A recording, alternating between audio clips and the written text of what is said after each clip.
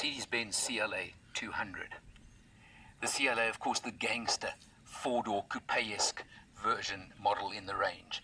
The 200 means it's powered by a 1.4-litre petrol turbo engine with 120 kilowatts, 250 newton meters of torque.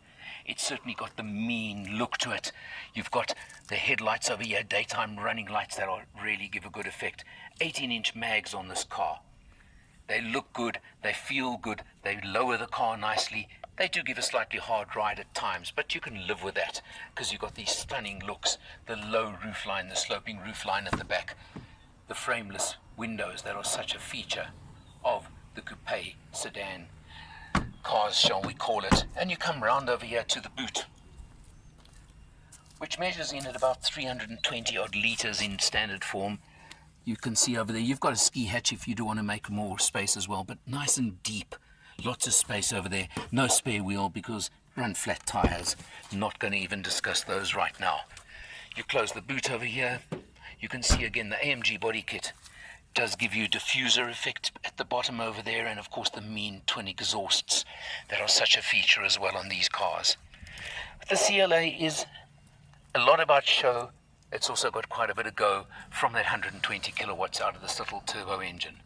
But this car's also got lots and lots of extras. Let's check it out inside.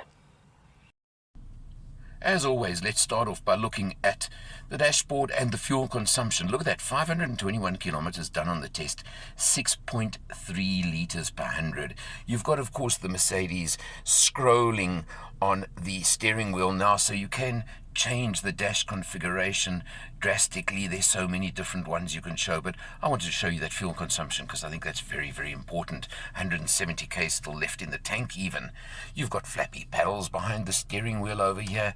You've got the ubiquitous, which I don't like, you know that, column shifter over here for changing gears. Park, reverse drive, and park, you press the button at the end.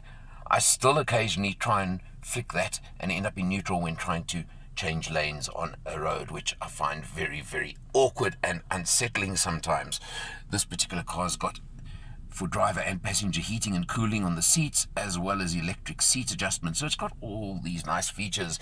Of course, you come across to the M-Bucks center screen over here, the nice big screen over here, and my favorite Mercedes toy. Hey, Mercedes.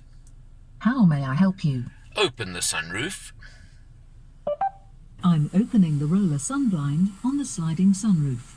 And of course, yes, it's a toy, yes, I play with it, but it is very, very useful. And one of the nicest features of this that I really think is important is that it also works with your navigation, that you can give vocal instructions for navigation as well, and it does pick them up very well. So well done on that, Mercedes. Well, then you come across the center. I've shown you over here. You've got everything on the screen. I'm not going to spend time. You know how the infotainment screens work. It goes into settings like, of course, for your lighting, your ambient lighting on the dashboard. So you can see it looks almost purple over here right now. You've got that ambient lighting which you can reset to many, many different colors, many effects. This aircon system with the aircraft control, it looks like air vents over here. These are all very standard Mercedes. I'm not going to spend too much time on them. Down to the controller over here for the touchpad, and of course that's the important button over there. That is the one for your multi-mode transmission, where you can go into sport or individual or eco, etc. I've left it in comfort mode this entire test. It's just easier, comfortable, so why stress, why bother? It really isn't worth it. On the dash, you see you've got this rounded effect on the dash over here.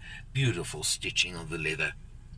And then you've got to look at now the extras on this particular car. And I'm going to actually have to read some of them to you because this car in standard form comes in at 628,000 Rand approximately. But now, for example, we've got the leather, the red leather. You can see the sport seats with the red leather on them. Now, that's a matter of taste. It looks very good, but I'm not sure if I would want to live with it. But you are looking at 32,000 Rand over there. Sorry, I apologize. 31,500 Rand, which also includes this very interesting exterior color. The designer Mountain Grey Magno, they call it, which is a half matte effect, if I can call it that. So between those two, 31,000 Rand. You're looking at a driving assistance package, 32,000 Rand. You're looking at Keyless Go package, 6,800 Rand. The AMG leather package, that's over here on the seats again, 19,500 Rand.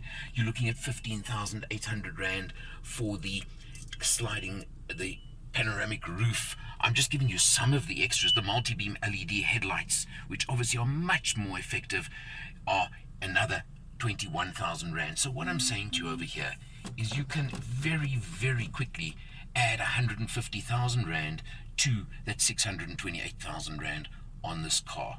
Now, Mercedes are not unique in this situation. It applies to all the, can I call them, the upmarket brands, where all of them offer long, long lists of extras where you can escalate the price tremendously on the car. My feeling, and I've got to say my feeling, I wonder if I wouldn't personally, when, hey, Mercedes is not interrupting me, I would probably personally, I love the CLA, I love the body shape. Look at the diesel version, the 220D that we tested not long ago. It's 40,000 Rand more, and I would forego something on that extras list and come out with a very similar price point. And a car that, for example, did 4.5 litres per 100 on our full test not long ago. So that's something only you can decide. Do you like the power of the petrol turbo, the little turbo petrol? Do you prefer the diesel power delivery? Things like that only you can decide. But I certainly do know that I would love a CLA. What would you like to do? When I'm not being interrupted all the time. But the CLA, to me, the body shape is the ideal in this category. I really do, as I say, like it. The front-wheel drive doesn't worry me in any way on the A-Class. If you really are stressed about it, go up to an A35 or an A45 with crazy power and all-wheel drive. There's your answer to that one if you want. But you're going to be spending $1 million plus. But that's beside the point as well, I think. It doesn't matter at all. But you do get the standard Mercedes 5-year, 100,000 kilometer full maintenance plan thrown in, and you get a car that, to me, has an amazing feel-good factor. And that could be worth $1 million, couldn't it? For Motor Matters, I'm Eleanor, and I'll see you next time.